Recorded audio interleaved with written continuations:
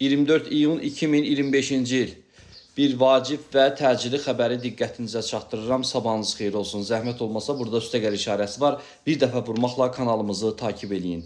Dünən gecə Trump İran-İsrail arasında müharibənin dayandığını, artıq atəşkəsin elan olduğunu bildirmişdi. Hər iki tərəfi təbrik eləmişdi Trump'ın dilində. Bugün isə səhər saatlarında İran İsrailə ballistik raketlərlə hücum edib. Xəbərin təfərrüatını diqqətinizə çatdırıram.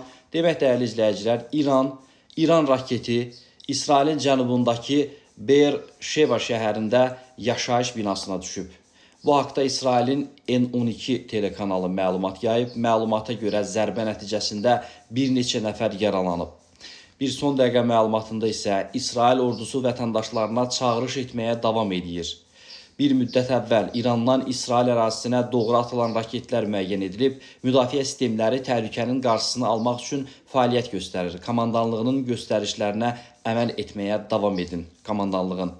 Məlumatda isə ballistik raketlərlə, başqa bir məlumatda son dəqiqə xəbəri dəyərli izləyicilər, ballistik raketlərlə hücum nəticəsində azı 3 nəfər həlak olub. Yaralılar var, dağıntılar altında qalan çox sayda mülki şəxsin olduğu bildirilir.